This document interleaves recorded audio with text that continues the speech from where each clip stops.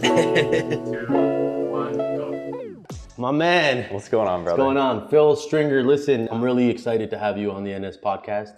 Out of all the guests I think I've interviewed, man, I'm really pumped about this little discussion and having you here in our Port Credit office here in Port Credit in Mississauga in the GTA. Came out all the way from the States, from North Carolina. I know you got some business you're doing here, but I appreciate you coming through and visiting us and giving us your time. I know you're doing some big things. You're on the biggest stages with the biggest names. I saw you with Matthew Mahogany. McConaughey, yeah. Mahogany. Same thing. Mahogany, I saw you with Mahogany. I saw you speaking at Cabo in Miami. Yeah. I know you're doing some big things. I know you're going to Saudi Arabia. Yeah. Man, you're doing some big things and you're leading the charge as it relates to AI, creating efficiencies and optimizing businesses and utilizing AI to really help businesses be more efficient. So I'm really passionate about that. Yeah. Just kind of coming from that business consultancy and marketing background. So I'm really thrilled to have you here. I'm really excited and have a good discussion, man. I appreciate you. I love it. I mean, we had a few hours here and it just happened to work out. I love your space. The space is beautiful. Super excited to be here and talk with you. So yeah, man. I wanted to chat with you because we're planning some events and I wanted to hit you up to see if there's an opportunity to integrate, and then one thing led to another, and 2 days later we're here, and it's yeah, I think you asked me, you're like, when's the next time you're in Toronto? Probably talking about an event. I was like, dude, I'm literally coming there in a couple days. Through. Yeah. It was like, it was just meant to be. So I appreciate you making the time, man. Yeah. I came across your profile, and our boy from EXP, Brent Gove, one of the top guys at EXP, he kind of gave you a shout out. From that point forward, I knew you were legit, doing some interesting things. So I've been following along, but honestly, I don't have the full scope and full understanding of your approach to AI and how you're doing it. And based on our brief discussion, it seems like it's amazing what you're doing. But I find that also like it's a buzzword. Everybody's throwing around bada boom, bada bang, like this and that. And there's a lot of noise and there's a lot of like kind of nonsense. So I feel like understanding your business and what you're doing, and not real estate related, we'll get into that. But what would you say is like the AI process or task that is like revenue generating, highest value that like you can bring to a business, just like from a high level? What do you think is that? Because I feel like every month, every 3 months, every 6 months it's changing, right? It's like, we're doing this, then this, and it's like this thing just keeps developing, and next thing you know, we're replacing a lot of roles and different things and optimizing, right? So what do you think is that thing that's really kind of like disrupting right now when it comes to AI disrupted businesses? Yeah, I think you hit it right on the head. There's a lot of noise. And there's a lot of people, there's a lot of voices, there's a lot of tools. And there's thousands of tools now, and you're just like, I don't know what to use, I'm confused, like what do I do? And we have to simplify things. We have to say, okay, here are the few tools that could help you do this. And I think that's why we've been so successful, is because we kind of cut all the noise and we cut the fluff, and we're just like, okay, here's what you need to do. And there's two things that I am interested in when it comes to AI. It either saves me time or it makes me money. All the other stuff, man, it's like, it's cool to talk about at a party with a friend about, hey, look at this cool thing that I did, but like, did it actually do anything to move the needle in your life or in your business? Man, if I can save time, use that time to either grow my business or spend more time with my kids or like build relationships, man, then that's where we really need to be looking at this. So when I look at time savings, there's a lot of tools that can help with time savings. When I look at generating revenue, I'll give you one thing that's kind of very easy, but it's generated a lot of revenue for real estate agents, is a tool that we actually just came out with, which is a buyer prediction tool. What you do is you put in two things. You put in an address and you put in the price point that you would list the home at. Right? So this is if you're calling expireds or for sale by owners, or if you're trying to get a listing. You're going to pop that address in, you're going to pop in the recommended sale price. It's going to use historical data and AI algorithms to come up with a buyer persona of who is most likely to buy that home. So now you have a buyer persona with demographics, psychographics, shopping behaviors, pain points, issues that they could face when buying that home. You present that to the seller. And you say, hey, most agents just kind of throw their marketing out and they don't really know how to target. We have a system that's proprietary that will tell us who's most likely to buy this home. So we're gonna have targeted marketing. It closes every single listing. Dude, it's so good. Man, so good. That's it. I love that. And that's it's crazy. free. The tool's free right now. The tool's free. So it's not always going to be free, but as of right now, it is free because I just wanted agents to use it dude, we are getting blown up with success stories about this thing. And so it's buyerprediction.com. You just go to buyerprediction.com. Yeah. It's a free tool. You're putting in the address, you're putting in the price point that you think it's worth. So you're kind of... hey, what would I list it for? And then you're getting to buy your demo, and then you're pitching that. So this is good for, you bring that to the listing appointment, obviously. Yeah. But it's also good if you're just prospecting and you're calling. Now you know, You can literally put in an address and a price point right when they answer the phone. Yeah. And then you're like, hey, I have this thing. Here's my report. Do you want to meet with an agent face to face, and we can go over it? You know what the next level of that is? I mean, and I'm sure you're thinking about it, is like now in your CRM, let's add the age field, the demographics, let's add some of that stuff that maybe their interests are.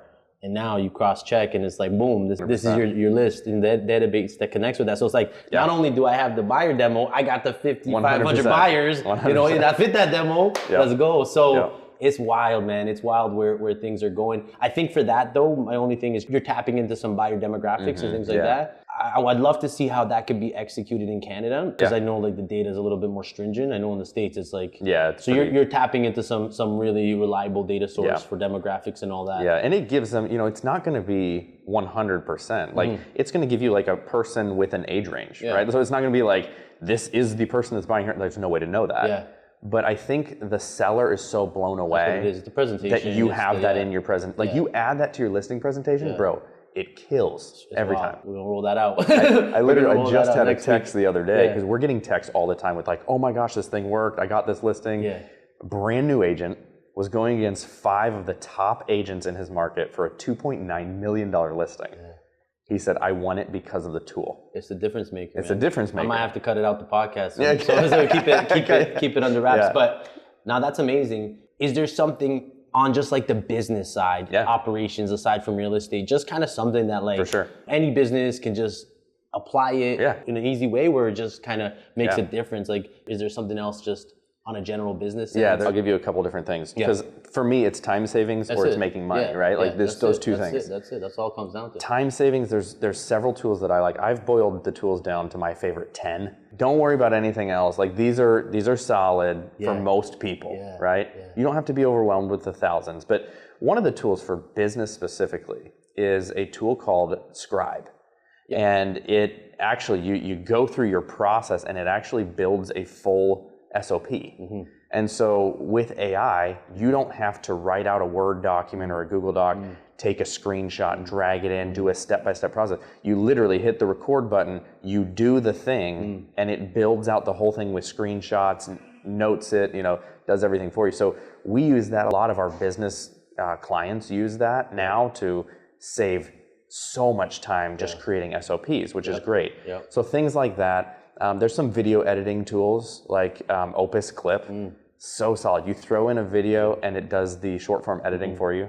So it crops it to vertical, puts the captions in. This podcast might be brought to you by Opus Clip. That's what we do. Exactly.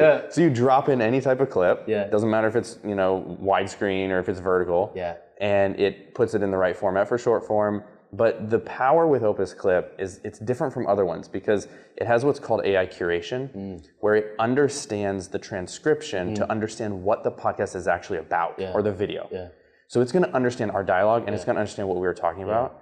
And then it's going to find what the most shocking hook is.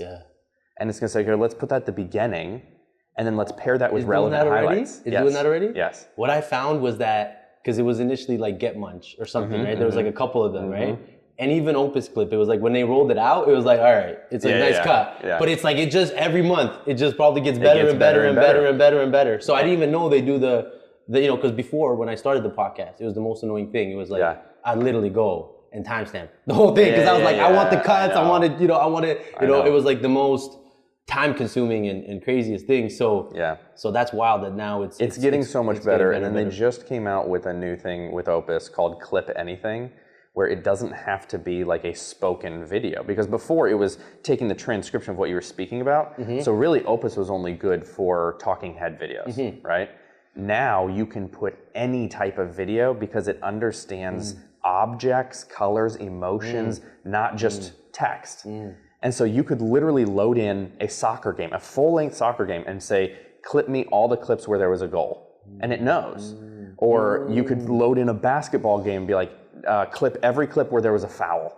So it's got an instruction prompt now. Where you type in a prompt for what you want, and then it edits the video for what you want. Wow. And it knows emotions, it knows objects, it knows people. It's not just a text or like a verbal transcription thing anymore. Okay. Yeah. 2 out of 10. Let's bang out the next stage. Let me give you this one. Yeah. This is more for how I've seen businesses make money with ChatGPT. Okay. Which I think everyone wants to know, like, hey, how do I use ChatGPT to actually move the needle? Mm-hmm. One way that we teach is there's a prompt that I've got, which we give away free on a PDF to everyone. But the prompt is long, but what it does when you paste it in, you put in 3 different variables. You put in what industry you're in, you put in what your product or service is, and then you put in your price point. And then you hit enter. The prompt does the work for you, but it creates, and this is where I got the buyer prediction tool from in my mind, because it creates a buyer persona for whatever product or service you sell. So this isn't for a specific address or whatnot. This is a buyer persona for a specific product or service at a specific price point. It lists out all the same type of things: demographics, psychographics, shopping behaviors, pain points that buyer could face when buying that item. And then the second step is you create ads or even social media content, videos, whatever, all around solving the problem or the pain point that buyer faces in buying your thing.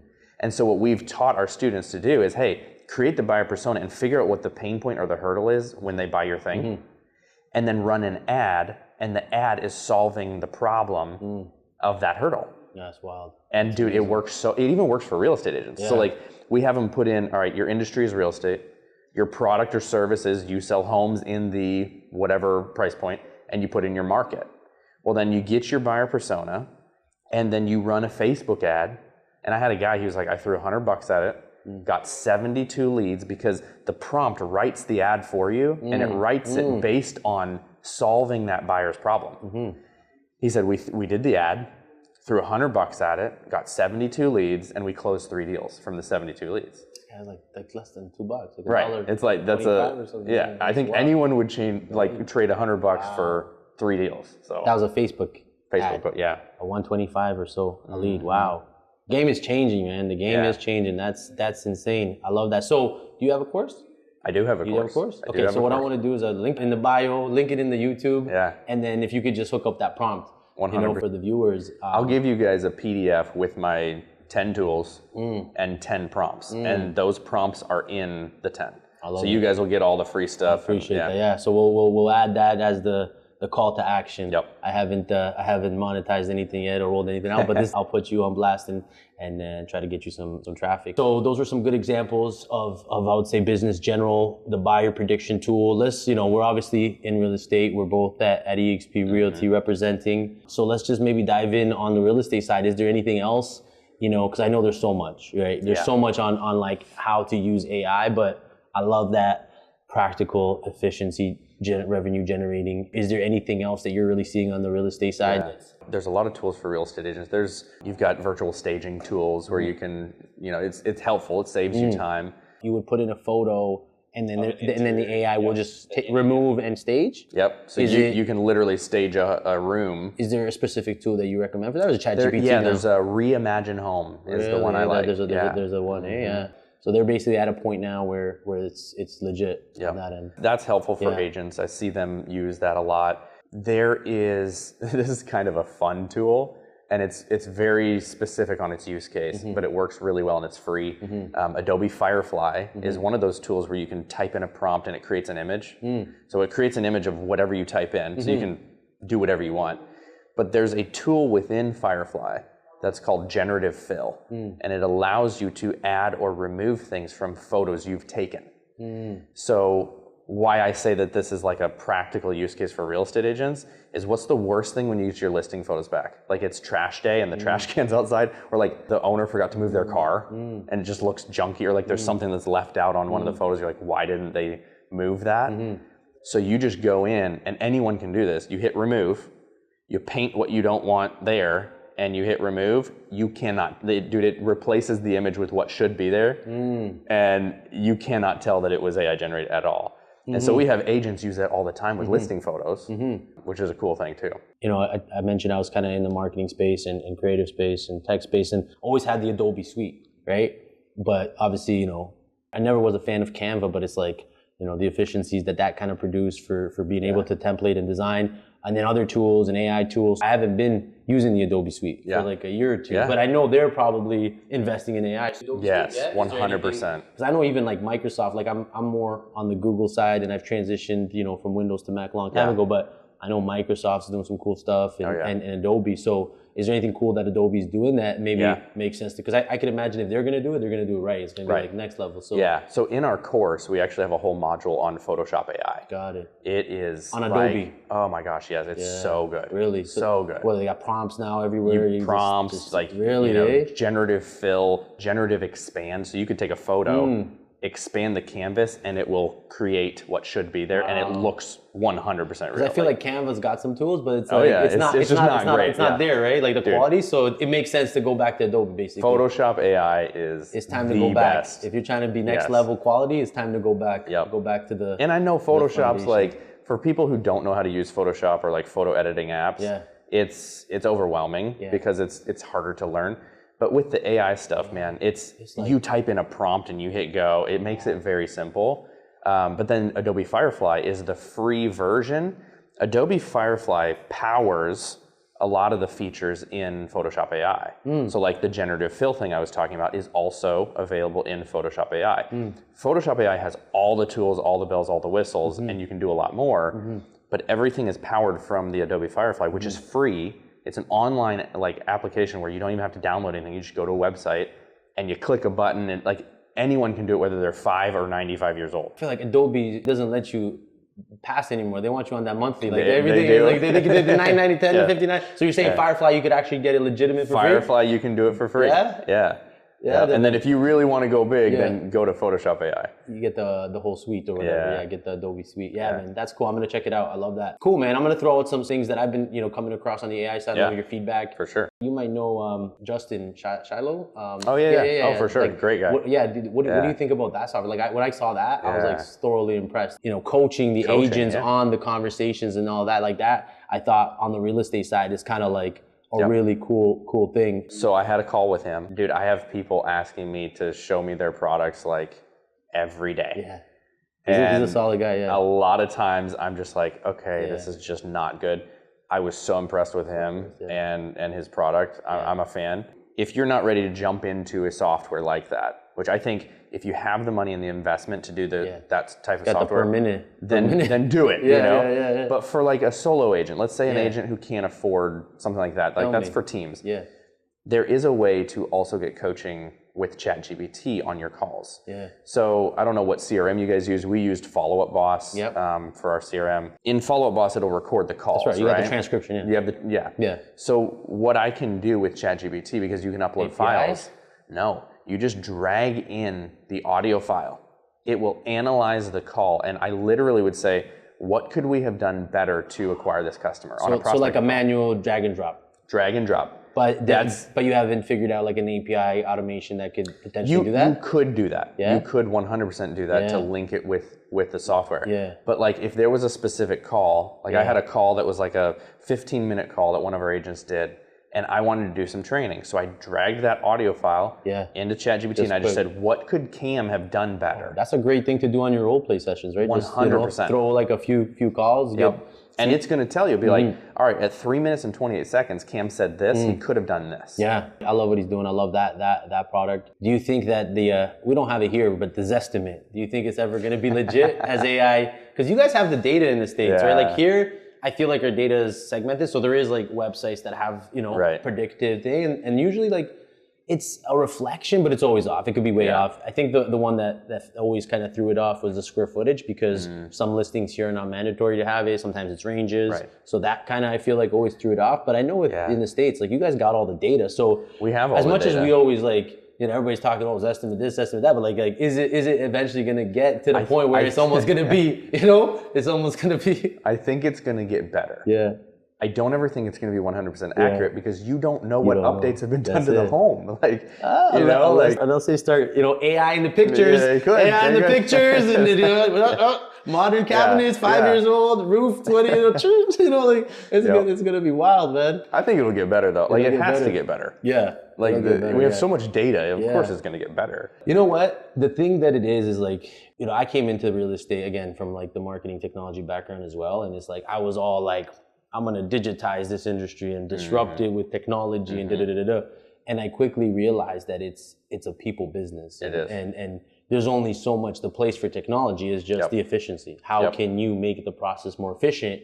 But the relationship is the core of it. So I know people are kind of like scared and there's different startups and Zillow and all that, but at the end of the day, it's a relationship business, and what it does is it allows the agents to just focus on the relationship. That's it. And then utilize the tools, and utilize the systems to make different processes better and streamlined. Yeah. So it's just super exciting, man, because obviously we have the team and we're growing the organization and we're partnering with partners. So our whole value prop is to bring as much value to our partners and to our team. Yeah. So I love it, man. I love it. I'm excited. It's a new day. It's a new way of doing business. So that's cool. I think a lot of agents are scared that it's AI or technology is going to dehumanize the home selling process, right? And I'm like, you have to look at this a different way. Yeah. Use AI tools to save you time so that you can use the time savings to spend more time being more human and building those relationships. Like that's the game. The agents that might get it wrong is like when they start taking AI and they start replacing themselves. You know what I mean? It's like, because like that's when you like gotta be careful, right? Because I think you were working on it and we've played with it and I'm torn on it. We're doing it on the inbound side, but like not on the outbound side, but like the voice dialers and stuff. I know there's regulations in the States. I don't think they're here yet, but what's your thought on that and how can you utilize that effectively? We've had to work around regulations. I mean, that's a product that I've been working on heavily for a long time. Yeah. I mean, we were in the thick of it before anyone you were before anyone knew that it was a thing. You were like, honestly, you were one of the first guys I heard kind of launch that back in the day. And I just said, you know what? I'm gonna give it some time. Yeah. I don't want to hop out. I want to give it because I know it's gonna get better. Yeah. So I just like I'm not gonna, I'll do my thing and now it's like, okay, now's the time. Now's the time. Now's the time. So if you got the product, I'd love to see how we can collaborate and work together on that. But what's your thought on it in terms of inbound, outbound? And so I do think, depending on regulations, that's gonna be the big thing. Like, are they gonna consider those robocalls or, what do you have to do in order to be compliant, right? That's the first thing, because no one wants to get fined a ton of money, of course. So compliance would be number one. Number two, which this is getting way better than it was when we launched, is the time that it takes between when the agent responds, like that latency. Before it was like, you say something to it and it waits a second. And then it responds. And it was just weird, right? Because then you're interrupting each other and it just didn't sound natural. That latency has gotten way better now. The voices sound more natural now. And so a lot of them tap into like 11 Labs or whatever. 11 Labs. When I got on 11 Labs, I was doing some YouTube video stuff and it's like, I'm like, wow. Yeah. So now you can tap into that, right? Tap into 11 Labs, which is a game changer because 11 Labs sounds so real. So I do think there's a place for it. Yeah. I think that we have to figure out compliance and whatnot, but that's the hurdle. We rolled it out on the inbound just recently, and man, it's great. It's like we gave it our agents, we gave it our listings, and it's like you just say the listing, it's like, yep, that's his listing, and then we hooked it up where it just assigns the lead to the right agent, sends them an SMS, and it's like that's a reception right there. So ultimately, you would like to incorporate it in the most strategic way for whether it's inbound or outbound, as long as it's compliant. I think it could work for inbound and outbound. I mean, 100%. Think about loading in your specific sales script for FSBOs or whatever, and then just let it go. I mean, these things don't take vacation. They don't have sick days. Is it literally one of those things where, what would you say is the capacity for one of them? I mean, it can go and go and go. You pay so it's literally like real time. Yeah. So it's not like it can't. So you'd have to create a new one to do like double real time. You could load it up with a list and it'll just. But it'll be real time. So it'll take the same time. Like it'll be more efficient than a human, but it'll be real time. So you could do like 2 or 3 or 4, and then you got 4 time real time. Exactly. Yeah, because they literally don't take time. They don't sleep. They don't sleep. I got an agent. They got the slogan, "I don't never sleep." So, so it's like that. This is legit. No sleeping. No eating. No breaks. No anything. It's wild. They don't get mad. Yeah. And the thing is you can train them to not take no for an answer. Like their feelings won't get hurt. I love that. Okay, so let's dive into that because I actually wanted to chat about that. I got a couple other things, but so because we're kind of in the process of implementing. Again, we haven't done the outbound, but we want to incorporate it. And then obviously with like conversational SMSs and stuff, like do you have any tips on how you can maybe get people engaged with sort of some SMSs on kind of that side? We basically have a database of 300,000 we're trying to activate. So would you have any recommendations? So right now you're using like voice conversational AI for inbound only. That's right. You're not doing outbound, just kind of receiving calls. That's like tomorrow's task. And are you doing any type of text message automation? Traditionally, like automations, action plans, like fixed. We rolled out some of the conversational. I wasn't happy with it, so I said, so it's like I haven't got it to a place where I'm super happy with it. Right. But again, I think that was like maybe 6 months ago. I feel like now with the training and the capabilities and all that. I think with these things, like the thing that everyone has to keep in mind is you have to have some type of human oversee all of it. That's it. Like some people just think, oh, I'm going to push this for us, button like, and I'm going to hands off. The brand's really important, right? Like I don't want to ever tarnish the brand, and then I feel like that's what like if you don't do it right, you're just going to ruin your brand, right? So it's like I'm really cognizant of that. So if we're going to do it, I want to make sure it's structured properly. Yeah, always have a human overseeing what. Now I don't know if you heard, this is a brand new recent news, but OpenAI has released an operator, which essentially does tasks for you now. Yeah. And so it's right now currently only available in the US. But what it does is it's able to do any type of task. It can search webs. It can book take the scribe and give it to that. Oh, 100%. Like you could literally say, book me dinner at this place, and it will go to the website, fill out all the forms, book you dinner at wherever you want. You could say, book me a flight here. It'll go to Google Flights. It'll do the thing. It can do your grocery shopping for you because Uber's connected to it. I do the Walmart all day. Like I do the Walmart delivery. So what you would do is you would go into ChatGPT and you'd be like, hey, order my groceries for delivery at 7 p.m. And it does all of it for you. You know what I was thinking? Before AI, it was voice, right? Voice came out, Alexa, Google, all those guys, right? And like we were kind of thinking that's gonna really take shape, but I haven't seen the AI updates to those. Like I was talking to Alexa, yes, she's not good. Like she's not cognizant of. I'm like, I forget what I asked, but I asked some simple thing. And I'm like, what's going on? Why are you not developing the AI? Remember Jeff how Bezos is like, I'm doing AI, but like you gotta fix Alexa, man. You gotta fix. I don't know. I haven't tried Siri for a while, but like once that, it'll be game changer. But why? I don't know why it's not there yet. But that's basically it, right? It's like Alexa, like go. Well, remember how when Alexa came out or Siri came out, we were like, oh my gosh, like this is crazy. And it's funny because when I gave her the prompt the other day, I was like get your mind right. Like what's going on? Where's the updates? And now AI makes them look dumb. I was like, find me a kid's movie, It gave me some nonsense. I was like, it gave me something like from the internet or something. I was like, what the heck? So I don't even know if we're going to be using Google search. Like search engines will just be dead. Well, I seen the update the other day. It's like, because I'm a big Google guy, Docs, Sheets, but like, Gemini now, and it's all going to be, So now it's like in my docs, I'm writing my doc. It's like the summary of your doc. Yeah. Like, oh, nice. Yeah. So there's a tool. I don't know if you've used it, but this one is very helpful. It's called Notebook LM. Notebook LM allows you to load in any type of content, documents, data, and it becomes essentially like an external brain. And then you can have it do anything with that information. So imagine you took every document about your real estate business and you threw it in this brain. And you could have it do anything you wanted to do with that data. And I believe the context window, which is like the amount of stuff that you can throw in there, is like almost 10 times as long as ChatGPT's context window. So you can throw in so many more documents and data into this bot to then do things for you based on the data. The context window's gotten bigger on the 49 or whatever ChatGPT. I remember like before it was like you couldn't even use it, right? Now it's like, wow, okay, I love it. And I think this is important for people to understand because most people don't know what a context window is.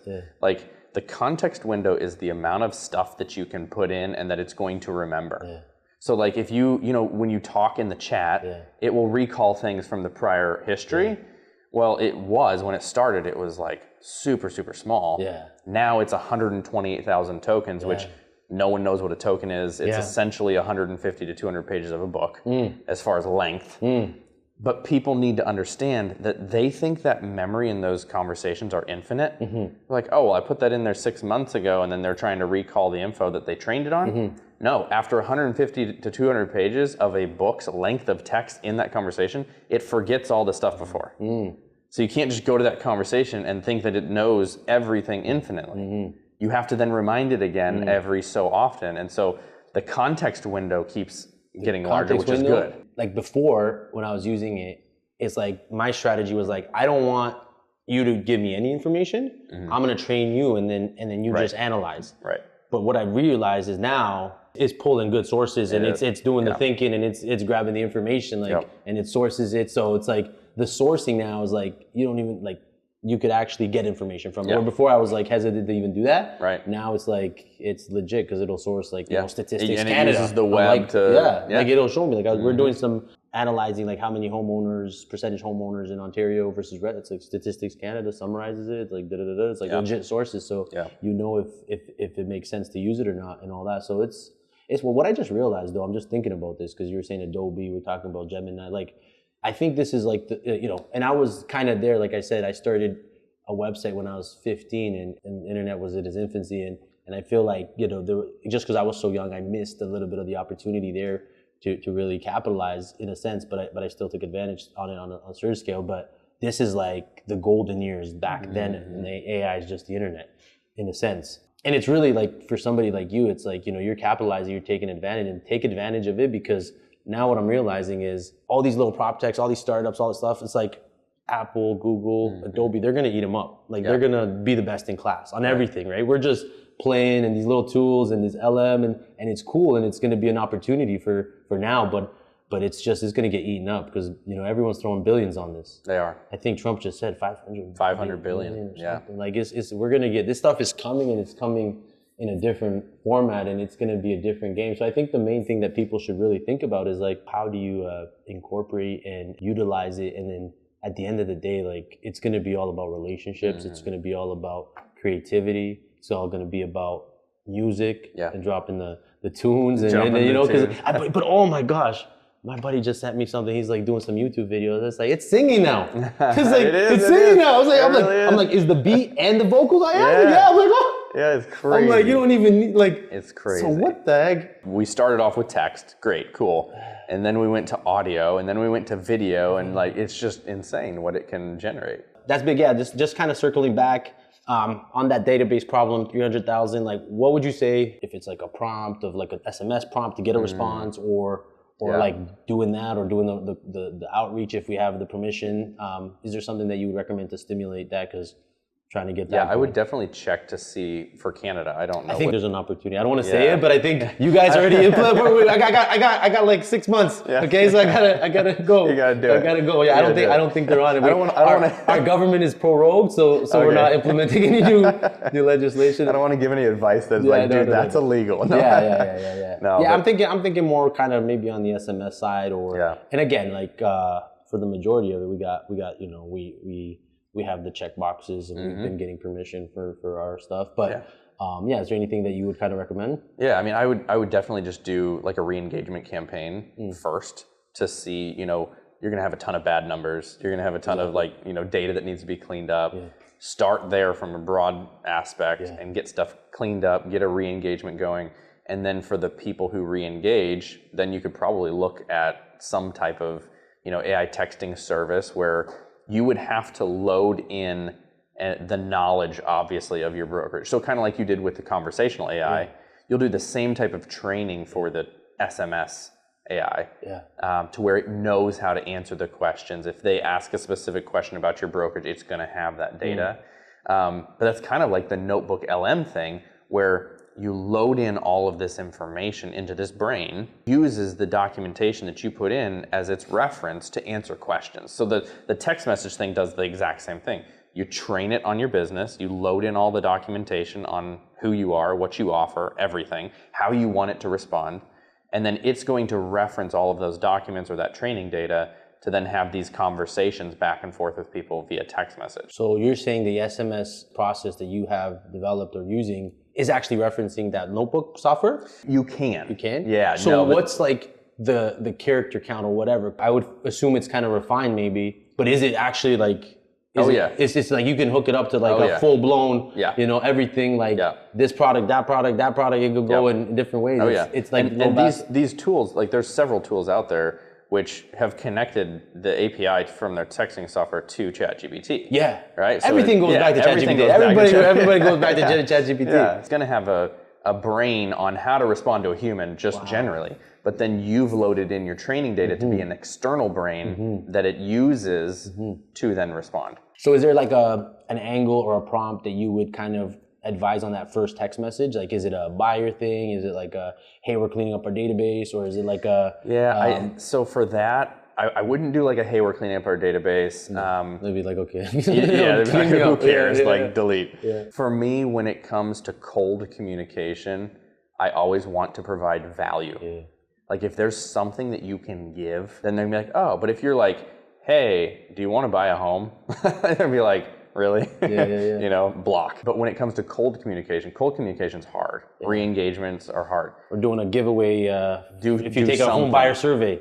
Yeah, do something where you're just giving value. Yeah. And anytime you give, then people will respond to that. Give them that, offer them that buyer demographic thing. Yep. You give them, say you want to buy a demographic thing, you know. All right, man, that's deep. Is there anything else that you would say on the AI side before we kind of move along? Because I think we AI'd this conversation. We AI'd the conversation. But is there anything else that like is there that like is wowing and kind of changing the game? I mean, the thing that's coming is AI agents, where you have a full-blown, it's like they're an employee. They can do any type of task. And the AI agents war, like everyone's trying to get there first. And when I tell you about this whole open AI coming out with the operator thing, that's the first step. Yeah. You know, it can only run certain web tasks. It can fill out any forms for you, whatnot. An AI agent's going to be fully autonomous, where it can just do whatever it wants. But I mean, like when you say AI agent, I feel like in a sense we're there in terms of like, okay, this is, but how do you like put that into one? Because it's like, you know, let's say you got your processes, maybe API here, maybe this process here, this process there. Like, what do you mean by AI agent? Is it just, okay, we got all these different processes, now let's call it an AI agent? Or is it something where it's literally one kind of goes through one agent and it goes, this is the SMS. Think about having an employee or an admin or a VA, but they're AI. So it's and it can learn. So it's like, hey, I need this pamphlet put together, boom. Hey, I need you to call this person, boom. Hey, I need you to write this email, boom. Hey, I need you to go and get my groceries, boom. And it's just one, it goes through one source. One source. And it learns you and it knows you as you continue. So if you're like, hey, I want this pamphlet done, they bring it back to you and you're like, I don't like that shade of purple. This is what I like. I like stuff to be more modern and clean. Well, then it's going to know for future. It learns. So it'll hook up to a Canva, for instance, or I don't know if there's another one. But like it'll hook up to that. It'll hook up to that, and it'll just. It'll be able to do anything that you could do online. Okay. Yeah. That's the game. Like that's a new day. That's a new day. Yeah. People are going to be blown away when AI agents come out. Yeah. That'll be the next thing. It's here in a sense, but it's like now it's just about amalgamating it and figuring out what is going to be that source. And I guess the one that makes the most sense is probably this AI operator from ChatGPT, because they're the source. So it's like if they can, I mean, it's going to be interesting. Yeah. I mean, right now, the whole operator thing, it's not like the most shocking thing in the world, because there's only a few things that you can do with it. Like, for an example, you can book a flight, you can have it order your groceries, you could, book something for dinner, and you could literally be like, hey, I'm hungry for Italian, book the best Italian place in this city at 7 p.m. It'll do all that for you. It'll fill out forms for you. The things that it won't do is it will not process payments. So you can't say, hey, buy this thing and use my credit card. It, so far, right now, is staying away from payment processing, and it won't do any logins with credentials, just for security and safety reasons. It'll fill out anything else for you, but like, when you talk about moving the needle, like, yeah, that's cool that it can book me dinner, and I don't have to go to OpenTable and do it myself, right? Like, that's cool. But as far as being like an autonomous AI agent, where it could literally just do anything I want, design this thing for me, right? We're not there yet, but this is the first step getting there. So that's kind of why it's a little bit exciting to. The opportunity is always to niche down, right? And I don't think any of these big players are going to be able to niche down on all these different levels. So I think the opportunity on the business side is to create that real estate AI agent, create that, car mechanic AI agent, create that AI agent specific to the business and their processes, right? Yeah. That's probably the opportunity, right? Yep. In terms of doing it, just really zoning in, because everything's, everybody's got a different process. But if you have one entry point to create the task, that's powerful. Yeah. That's powerful, because now it's like all segmented and whatnot. That's amazing, man. Okay, I love that. You got some big things cooking, man. You got some big things going on. We're not going to say anything, but I know you came from your roots, in being a pastor, man. Yeah. I was kind of surprised when you said that. That's amazing, man. Do you want to? Can you kind of tell us how that kind of came about, the transition into real estate and entrepreneurship? One thing I'll say is I feel like I've always had this entrepreneurial gene, and I feel like I've been blessed with that in a sense, and that's kind of, in a way, my calling. Tell me maybe about how you got into being a pastor and how you transitioned from that. So I think I'm kind of like you. I've always been entrepreneurial focused. I've always been a high achiever ever since I was a kid. Like, I wanted to do something successful, and I wanted to be something, and I loved sales. Like, my first job in college was with GE, and I made the sales team, and I did really, really well. I was the #1 sales agent at GE on my first year, like as basically a kid. And I was like, man, I didn't really realize that I had like the sales thing, in me. But I got called to the ministry, and so I kind of left the whole sales thing and decided to get into ministry. And I was a worship pastor for 10 years before I went into real estate, and I transitioned out of ministry into being the chief operating officer of a mega team in North Carolina. And that's kind of how my journey went. I love that story, man. That's amazing. In terms of like the ministry, is there any like things that you recall that like were powerful, impactful, that really kind of impacted your career and your life in terms of doing it? God's the center of my life. He always has been. And there have been times where I have learned so much just about myself, about the world, about culture, just through the lens of being a Christian, right? Yeah. And trusting in God. Because a lot of times we can't see and we don't know what's going to happen. And I think for me, knowing that I have someone who's got it, like there's a comfort there. Yeah. Because if you don't have that, then all you have is uncertainty and fear. That's it. And even if you're going through something that's uncertain, and if you're going through a hard time and you're like, man, I don't know how I'm going to make it out of this situation, knowing that I have something that is greater. Yeah, he's got you. He's got me. That's it. So that's been the biggest thing for me, is just knowing I've got him. That's amazing, man. Yeah. I love that. And I'm sure he's with you, and he's blessed you in big ways, and he's part of the journey of you getting on the biggest stages and doing some really big things. So maybe you can tell me a little bit about that and the events and everything you got going on. I know, man, you've been rocking the stages, killing it. I want us to do an event eventually. Yeah. I guess with the ministry, it helped because you already had that experience. But like maybe like that first event. I would say a lot of us get in our heads because we're afraid that we don't know enough to teach. We're like, well, I'm not the best at AI in the world. So why should I be on this stage? Something that really helped me, and I think could help other people, is you only have to be 10% more knowledgeable than the people you're teaching to help them. 10%. 10%. Damn. So if you're like, hey, I'm not the best real estate agent in the world, why would any real estate agent listen to me? Because there's a bunch of agents who are 10% less than you that could learn from something.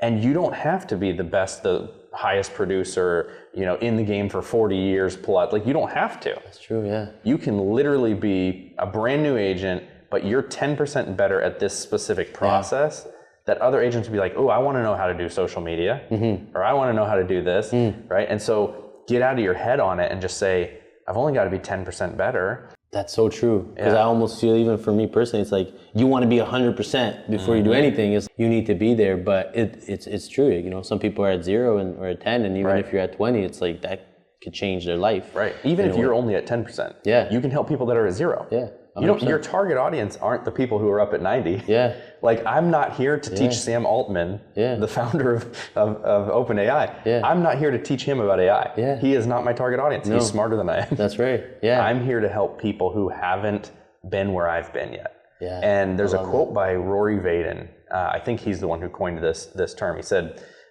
you're perfectly positioned to help the person you once were.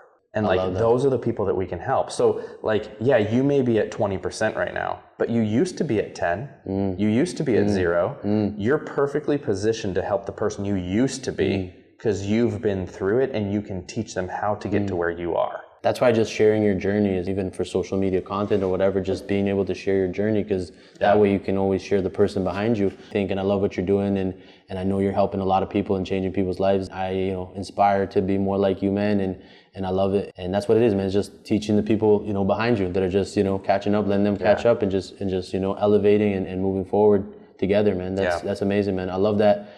Any big shout outs for any big events, any big, big collaborations, any big things you wanna put out there so that, everybody knows what's happening, and we'll try to put it out on social as soon as possible so you get... There's some massive stuff happening, which actually you and I talked about before we recorded, that I can't really publicly say, that I'm very excited about. But as far as events and stuff, I mean, we post our events online. So if you go to philstringer.com, you'll see kind of where I'm going and where we are in the world. But I am trying this year to slow down a little bit on all the events and not do quite as much, because last year we did over 100 live events and even more virtual.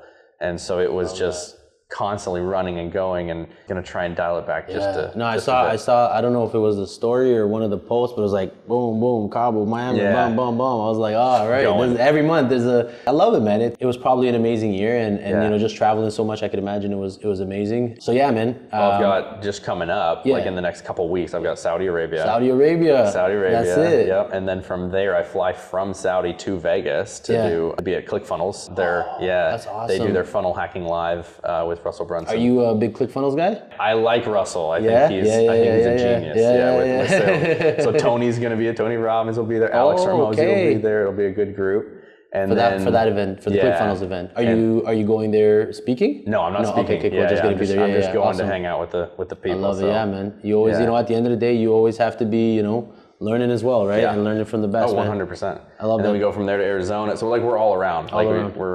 We're going. And you're going to be back in Toronto eventually. We're going to do an event. Brother, I appreciate you. Phil Stringer, my man. Thank you, man. Yep. Appreciate you. Thank you.